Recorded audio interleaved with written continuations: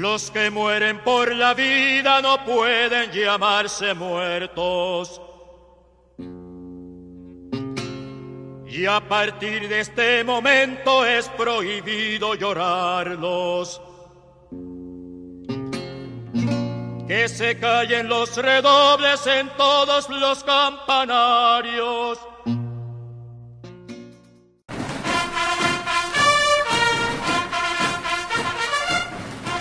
Luego de 10 años, bajo el mandato del general Marcos Pérez Jiménez, los ciudadanos comienzan a actuar distinto. Aquel pueblo temeroso y tranquilo comenzó a despertar de aquel profundo silencio para buscar un cambio drástico en la política y dejar atrás las dictaduras militares y darle paso a la democracia. Corren los primeros minutos de Año Nuevo y todos celebran en sus casas la llegada del año 1958. Nadie espera mayores novedades en estas fiestas, pero un grupo de aviones irrumpe en la madrugada caraqueña. No se trata de un ataque extranjero ni de una acción terrorista, solo se trata de miembros de la Fuerza Aérea Venezolana, quienes buscan transmitirle un mensaje al presidente. Todo está claro, se trata de un intento de golpe de Estado. De inmediato, fuerzas leales al régimen salen a las calles para reprimir la acción bélica. Mientras tanto, se observan tropas y tanques que van y vienen por toda la ciudad, pero al final del día es sometida a la rebelión. El presidente puede estar tranquilo. Amanece el día 22 de enero y todo parece haber vuelto a la normalidad. Los autobuses comienzan a circular bajo la coalición de la Guardia Nacional, que se ha trasladado a los garajes. Horas después, los relojes ya marcan las 12 de la medianoche del naciente 23 de enero y hay bullicio en el aeropuerto de La Carlota, porque se alistan los motores de un avión que saldrá a toda marcha. Se trata del avión presidencial y en su interior se encuentran Pérez Jiménez, su familia y colaboradores más cercanos. Mientras tanto, la nueva Junta de Gobierno toma el mando del país y transmite un mensaje a la nación. Venezolanos, desde el propio instante en que civiles y militares, en ejemplar unidad de acción y sentimientos, enriquecieron los anales de la patria con el gesto heroico del 23 de enero, la Junta de Gobierno ha fundado su razón de ser y el propósito esencial de su misión histórica en la firme decisión de... Ya durante el día, un tumulto de personas toma la sede de la Seguridad Nacional. Entre la euforia juvenil y el regocijo de la naciente democracia, suenan disparos y los miembros de la Seguridad Nacional, que todavía se encuentran resguardando el sitio, son aprehendidos a golpes por una multitud que reclama justicia por su propia mano. Es allí cuando comienza este relato que recoge los testimonios de esos dirigentes políticos que fueron parte de los hechos históricos de la dictadura de Pérez Jiménez y quienes con el pasar del tiempo formaron parte de los movimientos guerrilleros en la década del 60.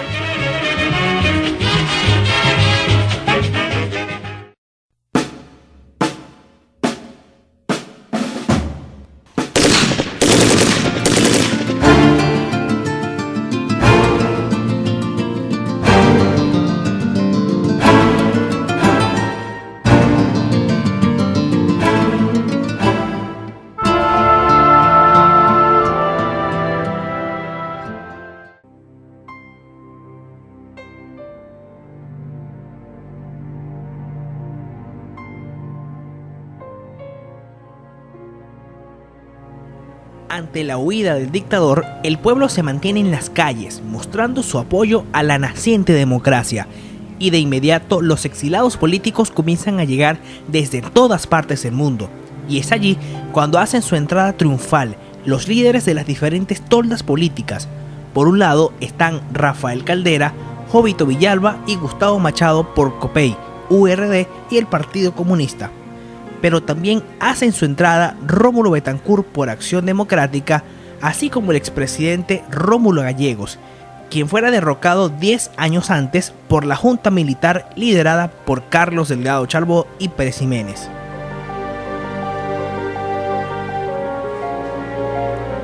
Todo es euforia y multitudes en el aeropuerto para recibir con fanfarrias a las figuras históricas de una democracia que nació en el momento en que la vaca sagrada despegó de la Carlota.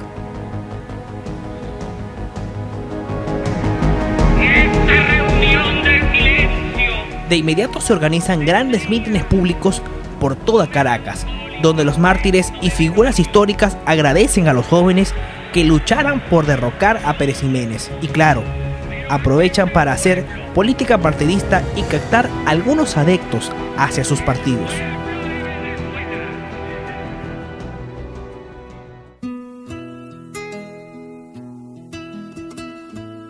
Pero no todo es celebración y alegría en los mítines políticos, porque un aumento astronómico en el gasto público y la falta de inversión en áreas como la educación, la salud y con el alza de la corrupción perejimenista hizo que el país quedara con las arcas vacías, aderezado además con el creciente desempleo por un bajón en la construcción de obras públicas. Qué triste vive mi gente en las casas de cartón. De igual modo, la pobreza seguía rondando amargamente entre los habitantes de las diferentes regiones del país, donde la ayuda de gobiernos anteriores fue nula, y esto profundizó la miseria en un país petrolero. Mira que pesa el sufrir. Arriba, deja la mujer preñada, abajo está la ciudad y se pierde en su maraña. Hoy es lo mismo que ayer, es su vida. Aunque se realizan acuerdos entre los principales líderes políticos del momento, Rómulo Betancourt por Acción Democrática, Rafael Caldera por COPEI y Jovito Villalba por URD, el Partido Comunista se mantiene al margen de estas alianzas y sigue los lineamientos internacionales del bloque oriental, dirigido por la Unión Soviética y su ideología comunista, que rige la política en parte de Asia, África, así como en Europa del Este. Ya desde la clandestinidad en la lucha contra Pérez Jiménez existían divergencias entre nosotros y la vieja guardia del partido, dirigida fundamentalmente por Rómulo Betancourt. Existían divergencias porque durante una etapa de la lucha clandestina contra Pérez Jiménez, Acción Democrática quería retornar al poder por la vía del golpe de Estado y desarrollar una serie de actividades con varios intentos de golpe de Estado que todos fracasaron, que lo que hicieron fue ir diezmando las filas clandestinas del partido. La juventud de Acción Democrática era partidaria de una lucha de masas, de un desarrollo de masas, de manera tal de que se pudiera abandonar la política golpista para derrotar a la dictadura por la vía de una insurrección popular, una lucha de masas.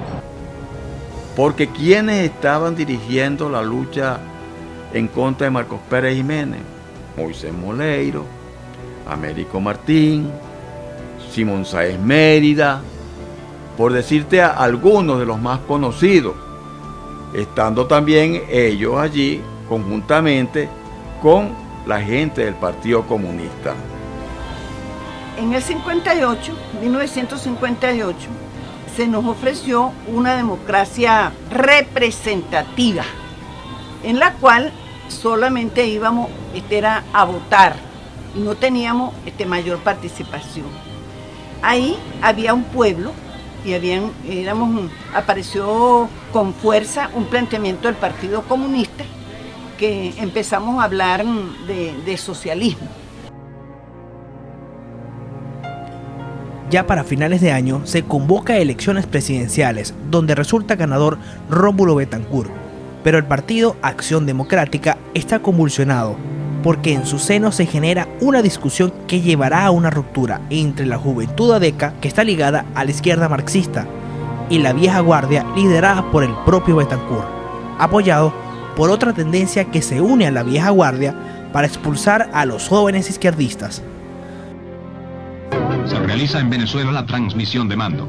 Inicia este histórico momento el doctor Edgar Sanabria, presidente de la Junta de Gobierno, y expresa que se había procurado hacer una amistad limpia por la aspiración igual de encauzar la República.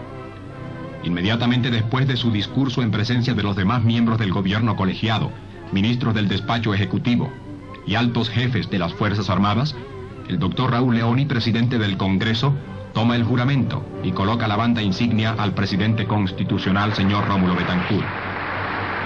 A la toma de posesión asisten representantes de la Iglesia y de los países amigos. En presencia de tan altas personalidades del mundo, el presidente pronuncia su extenso discurso y Venezuela tiene gobierno constitucional elegido por el pueblo. Pero el 1 de enero de 1959, un grupo de guerrilleros cubanos toma el poder en la isla tras la huida del dictador Fulgencio Batista. Y esta hazaña política fue la inspiración para la formación de diferentes frentes guerrilleros en todo el centro y sur de América, y Venezuela no escapó de esta realidad. Durante los primeros meses de gobierno de Rómulo Betancourt, la Dirección Juvenil de Acción Democrática decide separarse de Betancourt para conformar un nuevo partido de izquierda en Venezuela, llamado Movimiento de Izquierda Revolucionaria MIR. Rómulo Betancourt no solo tiene que enfrentar a los jóvenes que fueron expulsados de Acción Democrática y se unieron al Partido Comunista en la conspiración. Ese impacto de la Revolución Cubana es lo que nos lleva a nosotros a la lucha armada, inicialmente con una concepción foquista, es decir, tratando de repetir la experiencia cubana de los 12 hombres que desembarcan, que se van a la montaña y desde allí construyen un ejército revolucionario capaz de derrotar al ejército regular, al ejército oficial de la dictadura de Fulgencio Batista. Ahí empieza el proceso de lucha armada, que inicialmente era fundamentalmente un proceso de lucha armada urbana, se ponía más importancia a la lucha armada urbana que a la lucha guerrillera rural. Eso fue una influencia, un impacto prácticamente a nivel mundial. El triunfo de la Revolución Cubana con su barbudo, eso influyó mucho en nosotros, anímicamente, prácticamente pues, fue una imitación de lo que nosotros hicimos de la Revolución Cubana. Fue una especie de enamoramiento, fue una especie de un romanticismo que nosotros veíamos en aquella gente abnegada, chibudos, barbudos, que tomaron La Habana con sus ejércitos. Durante su periodo presidencial existen oficiales pertenecientes al ideal perejimenista, y la llegada de la democracia representó un obstáculo para sus fines personales y buscaron sustituir por las armas a Betancourt. Estos alzamientos se generaron de manera simultánea en varias zonas del país y fueron conocidos como el carupanazo, el porteñazo y el barcelonazo. Porque quien se introduzca en un cuartel en Venezuela no será recibido con serpentinas y confeti, sino con plomo. Bueno, estuve en el carupanazo, ese levantamiento militar contra el presidente Rómulo Betancourt. Se inició durante un periodo con mucha fuerza, tanto la Guardia Nacional como la Naval fueron los promotores, los propiciadores de ese evento. Pero durante esos años convulsionados, el presidente también sería víctima de un atentado. Cuando el 24 de junio de 1960, la caravana presidencial que se dirigía hasta los actos conmemorativos a la batalla de Carabobo circulaba por el Paseo de los Próceres y en el trayecto un vehículo que estaba estacionado estalló, y la explosión hizo que murieran el chofer y el copiloto del auto presidencial, pero Betancourt sobrevivió, aunque sufriera graves quemaduras en las manos y otras partes del cuerpo. Horas después, el presidente se dirigió al país para dar a conocer su condición de salud. De retaliación y de venganza.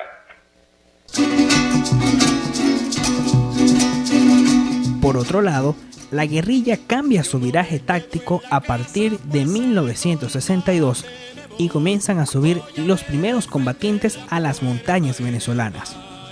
Es allí donde se conforman los frentes guerrilleros Simón Bolívar en el estado Lara, el José Leonardo Chirinos en Falcón, el José Antonio Páez entre los estados Portuguesa y Barinas, así como el Frente Hombres Libres en Yaracuy, que era comandado por Lubin Pekov.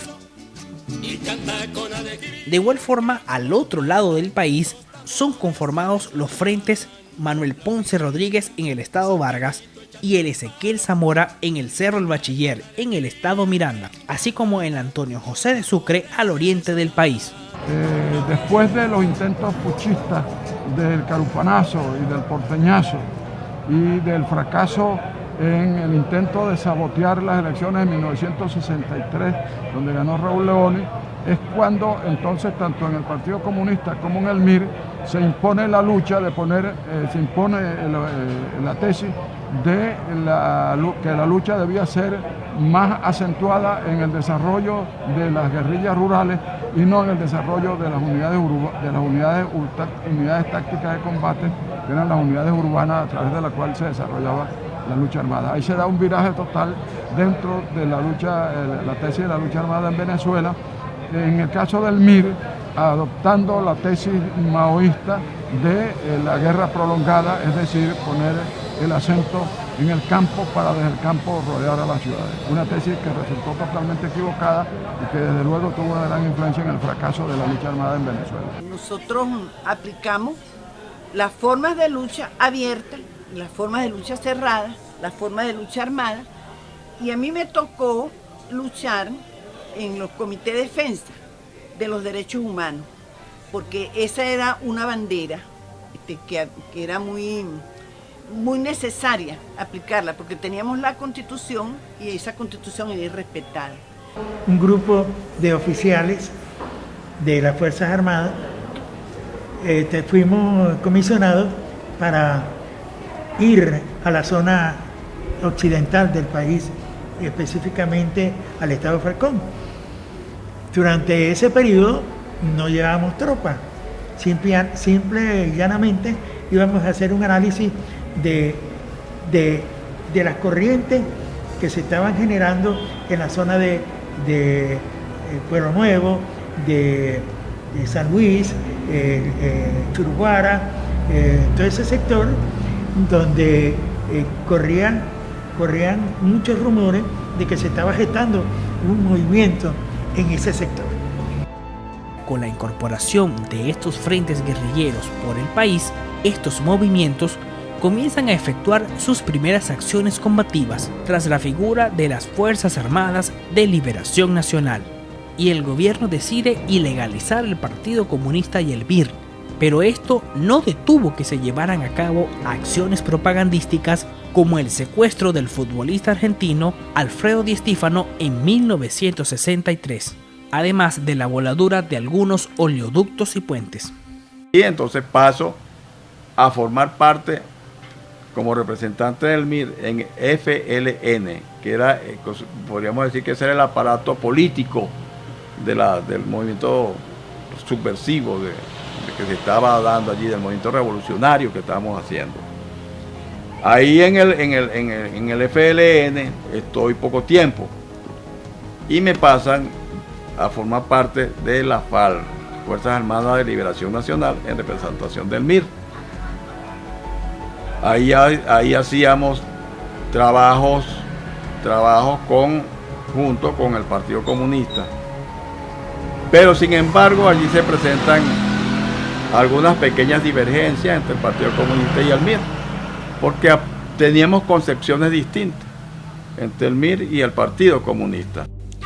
Durante estos años, la guerrilla venezolana, por medio de las Fuerzas Armadas de Liberación Nacional, comienzan a fortalecer el músculo militar en el país, pero el ejército venezolano también comienza un proceso de formación de campamentos antiguerrilleros, denominados teatros de operaciones. Es allí donde la guerrilla y las Fuerzas Armadas comienzan a tener encuentros frecuentes por el control de los pueblos tomados por la guerrilla, y luego de aventajarse en la lucha armada, las Fuerzas Armadas venezolanas comienzan a desmantelar los movimientos subversivos, siendo los guerrilleros quienes sufren las mayores bajas a manos de los llamados cazadores.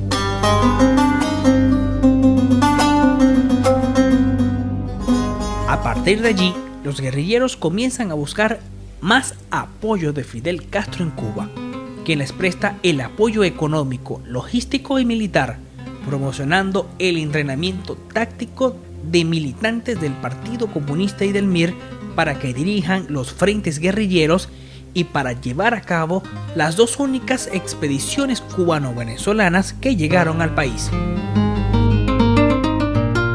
Nosotros comenzamos a tener las primeras bajas, por supuesto, en Falcón. No fueron muchas, en Cabure, en San Luis, etc. Pero la mayor cantidad de bajas que se produjeron fueron en el sector del Teatro de Operaciones 3, en el Tocuyo, que se creó el Teatro de Operaciones 3. Y por supuesto, toda la tropa que estaba diseminada por el Tocuyo, los Humocaros, Guarico, toda esa vía que conducía hacia Trujillo, todo eso estaban las tropas militares. Ahí se presentan las primeras bajas, o sea, la baja más fuerte, donde muere el subteniente Abelardo Estrada y 8 soldados. Bueno, allí surgió esa política y fuimos perseguidos conjuntamente con los... Eso es el plan Cóndor que se llamó, pues conjuntamente los países del sur también fueron salvajemente perseguidos y torturados y desaparecidos, que todavía pues, en Argentina y en Uruguay hay muchos desaparecidos todavía, igual que en Chile. Aquí también esto no está poco, bueno, entonces surge esa política y surge por primera vez en Venezuela la política del desaparecido con el gobierno de Raúl Leónez, que fue quien puso en práctica esa figura de desaparecido. Mientras los grupos del MIR y el Partido Comunista están en Cuba, los combates se mantienen en las zonas montañosas del occidente, el centro y el oriente del país, y los choques son cada vez más dramáticos entre los cazadores del ejército y los guerrilleros que esperan con ansias más apoyo cubano. Pero en vez de unificarse como un grupo armado, comienzan a ventilarse divergencias entre las diferentes tendencias del Partido Comunista que poseen conceptos distintos del mismo criterio político. Por un lado, la dirección del Partido Comunista comienza a ver inviable la lucha armada y el grupo liderado por Douglas Bravo se separa del partido y sigue la lucha a través del partido PRB-FAL, quien sería uno de los últimos movimientos en bajar de las montañas.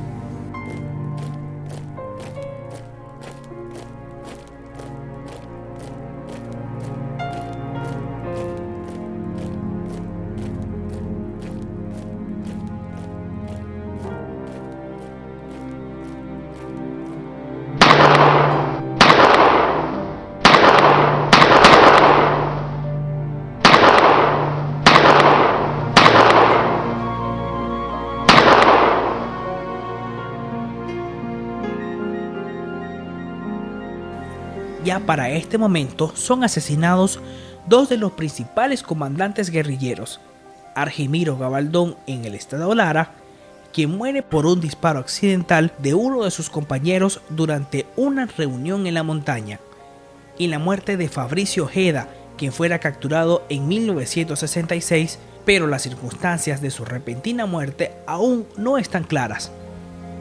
En esa época, y como miembro del Comité de Defensa de los Derechos Humanos, te puedo decir que existen más por las cárceles y por las persecuciones en una población de 12 millones de habitantes. Para ese momento pasaron por los cuerpos de seguridad más de 500.000 personas. Existen más de 3.000 desaparecidos y existen más de 400.000 personas que fueron muertas, fueron asesinadas y otras fueron muertas en manifestación. Eso te da una idea de cómo era el conflicto. Nosotros teníamos entonces en Cuba una representación del Partido Comunista, que luego abandonó esa representación por las diferencias entre el Partido Comunista y el Partido Comunista cubano y el gobierno de Cuba, y una representación del movimiento de Douglas, que la ejercía Luen Pecoff. Y yo era representante junto con otros compañeros del MIR ante el gobierno cubano y el Partido Comunista cubano. De allí es donde nacen entonces las dos invasiones que se realizaron, una en 1966, julio del 66, encabezada por Luen Pecoff, junto con 15 oficiales cubanos de experiencia guerrillera, y la que se hizo un año después, en mayo de 1967, conocida como la invasión de Machurucuto, que fue con dirigentes del MIR, en la cual yo participé junto con oficiales cubanos también de experiencia guerrillera. La invasión de Machurucuto era para fortalecer el frente guerrillero del Bachiller, y la invasión del UNPK para fortalecer el frente guerrillero de Douglas Bravo en Falcón. Posterior a los desembarcos de Machurucuto y Falcón, se intensifican las pugnas entre los que piensan en pacificarse y quienes pretenden seguir en las luchas. Y desde el extranjero llega la noticia del asesinato de Ernesto Che Guevara en las montañas de Bolivia, formador táctico e idealista de los frentes guerrilleros en América y África desde la victoria de la Revolución Cubana. Esto debilita los frentes guerrilleros y para 1969 se firma la pacificación y los luchadores alzados van a la debacle. La ultraderecha ha tratado de conspirar, ha hecho todo este sabotaje desde el punto de vista económico y todavía tiene mercenarios a través de los cuales coloca bombas. Entonces, ¿dónde está la democracia? Nosotros vamos a hacer una democracia auténtica, porque va a participar el pueblo. Aunque la guerrilla se disolviera en Venezuela, en el campo internacional seguían las luchas por el poder entre la izquierda y los sectores que buscaban alejar al socialismo. Esto quedó al descubierto en 1973, cuando un grupo de militares liderados por Augusto Pinochet llevó a cabo un golpe de estado contra el presidente chileno Salvador Allende, donde los militares se hacen con el poder tras la muerte de Allende bajo extrañas circunstancias en el Palacio de la Moneda. Quiero que aprovechen la lección. El capital foráneo, el imperialismo, unido a la reacción, creó el clima para que las Fuerzas Armadas rompieran su tradición. Esta será seguramente la última oportunidad en que me pueda dirigir a ustedes. Pero los movimientos de izquierda no desaparecen del continente, porque las manifestaciones de un renovado movimiento socialista en Europa fortalecen las luchas sociales en América. Aunque la lucha guerrillera de los 60 seguía activa en grupos como el Frente Sandinista de Liberación Nacional en Nicaragua, así como los frentes subversivos en Guatemala, El Salvador y Colombia.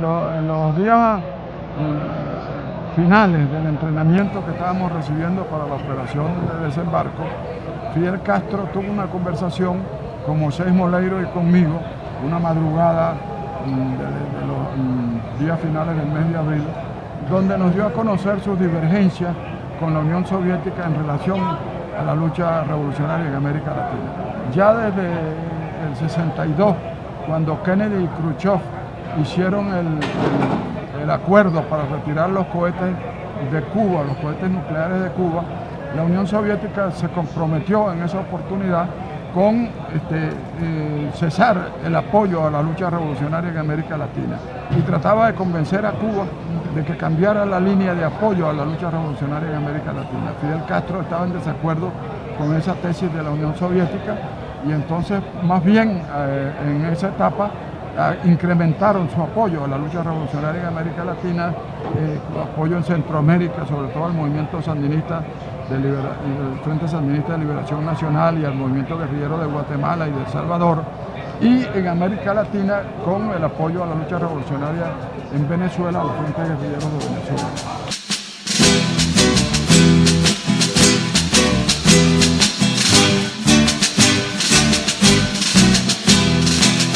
Del guerrillero, ¿dónde está? Su madre está preguntando, nadie le responderá. La tumba del guerrillero, ¿dónde está? El pueblo está preguntando, algún día lo sabrá. La tumba del guerrillero, ¿dónde está? Su madre está preguntando, nadie le responderá. La tumba del guerrillero, ¿dónde está? El pueblo está preguntando, algún día lo sabrá. Guerrillero, vos surgís en ríos. El Frente Sandinista de Liberación Nacional continúa avanzando hacia Managua y ya controla una amplia faja del territorio nicaragüense. Confundido con el pueblo, primero en Maracaibo y posteriormente en San Cristóbal, Carlos Andrés ratifica su promesa de resolver desde el gobierno los problemas de las clases populares. En imponente concentración en la Plaza de Toros de la capital del Táchira, Carlos Andrés reafirma que la política que desarrollará su gobierno será de verdadera igualdad para todas las regiones de Venezuela.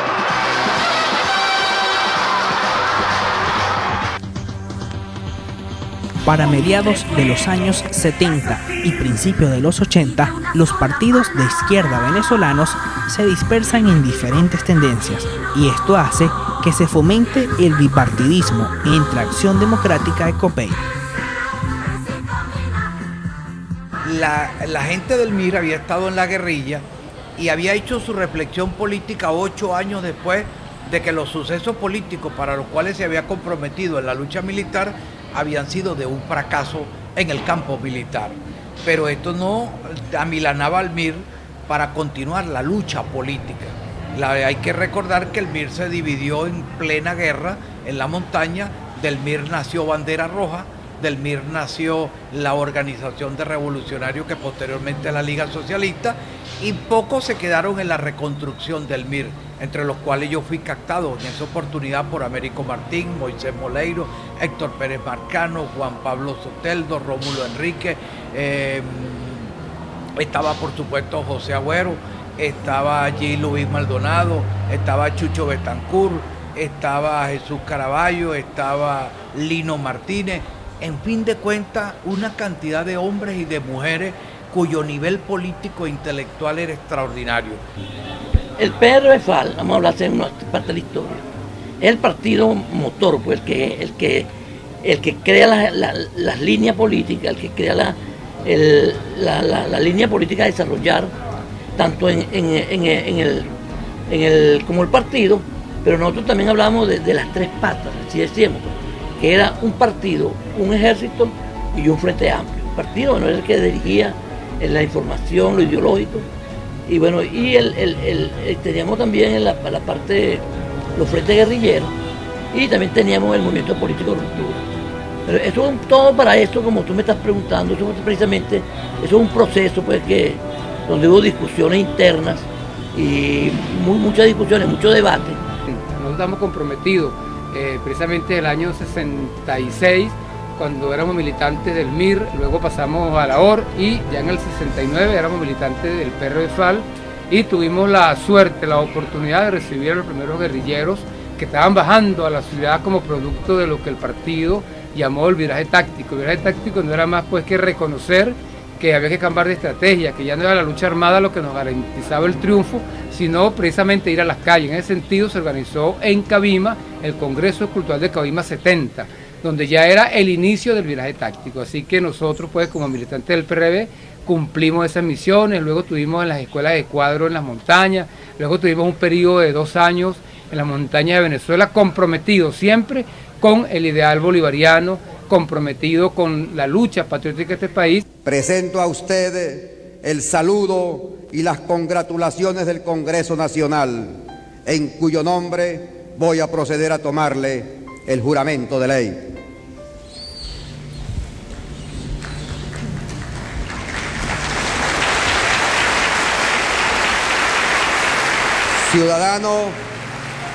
Ciudadano Carlos Andrés Pérez, ¿jura usted cumplir los deberes del cargo de presidente de la República y cumplir y hacer cumplir la Constitución y leyes de la República en el ejercicio de su mandato?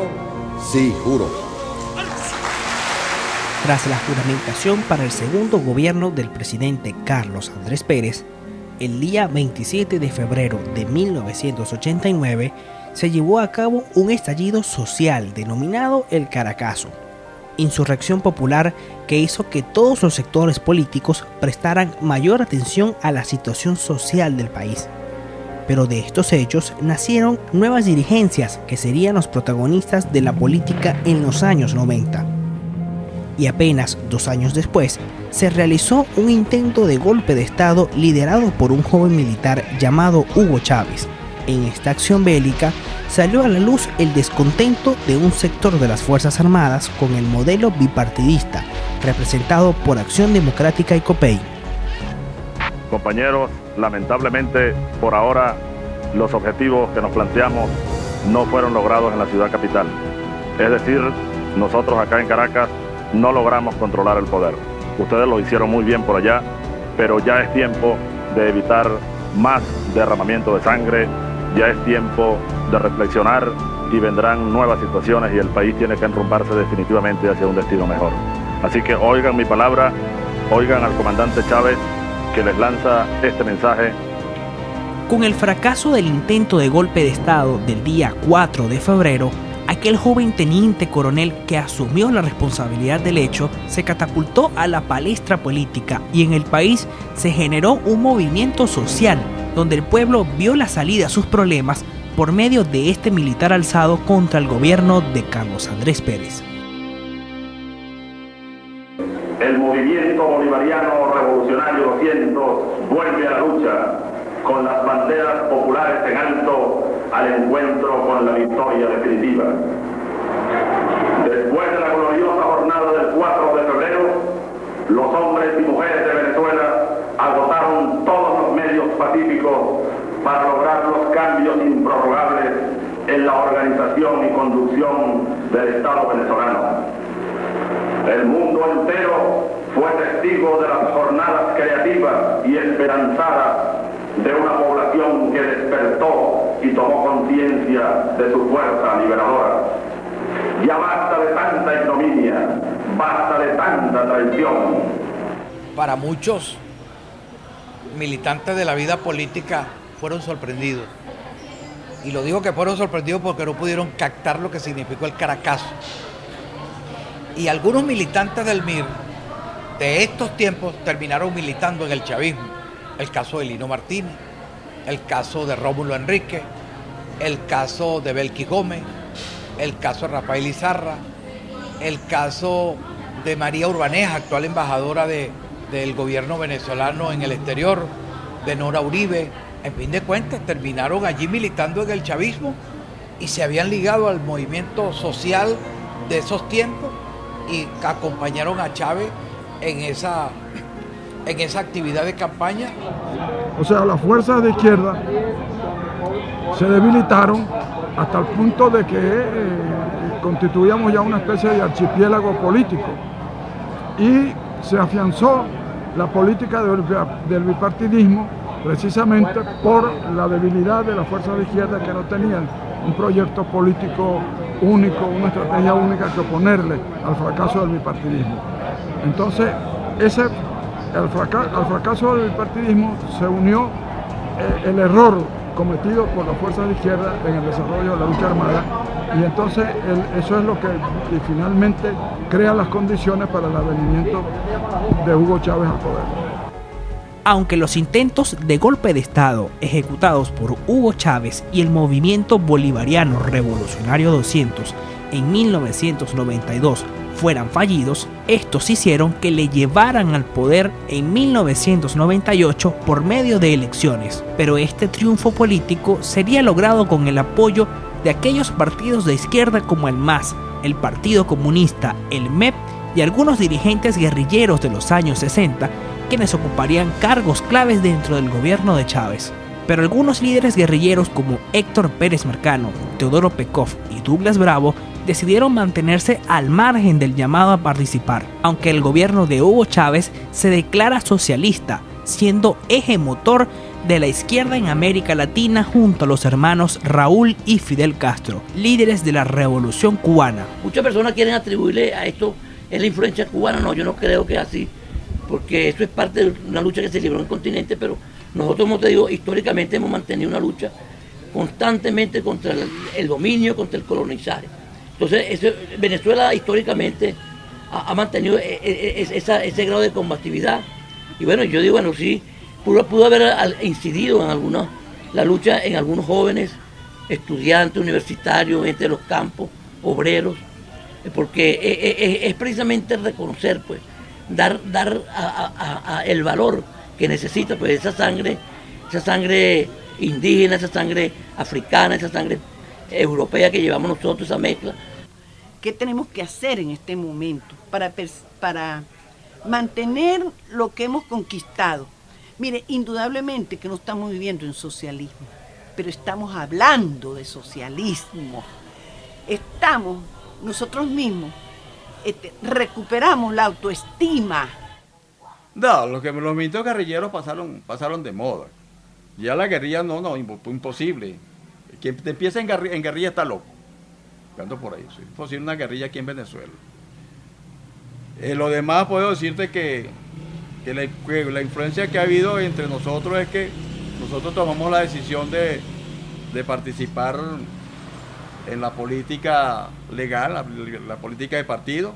Desafortunadamente el MIR no pudo continuar siendo un partido con el arraigo realmente que tenía. Hubo las discrepancias entre Américo y Moisés y eso lo llevó a la debacle. Yo me quedé completamente aislado de la política. No tenía contacto con ninguno, ni con la nueva alternativa que fundó Américo, ni con el MIR que tenía Moisés, y no me gustó la alianza con el MAS. Un modelo bipartidista, Pacto de Punto Fijo, Acción Democrática y COPEI, fracasaron. Y fracasaron porque fueron gobiernos que estaban para la época subordinados al poder de Fedecámara, aún siendo Venezuela un país petrolero como lo es hoy. A lo largo de 100 años no ha habido modo ni manera de que los gobiernos pudieran de verdad pagar la deuda social en la cual inclusive este propio gobierno está en deuda con la gran nación venezolana.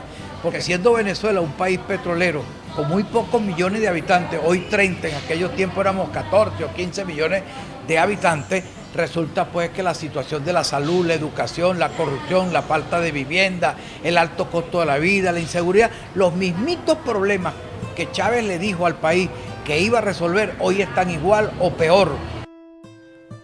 Luego de este recorrido histórico, vale la pena analizar. Han sido positivos los movimientos guerrilleros en América Latina, en países como El Salvador, Nicaragua, Colombia, Cuba y Venezuela, donde estas luchas han dejado una huella en estos 50 años de historia, y vale la pena analizarlos.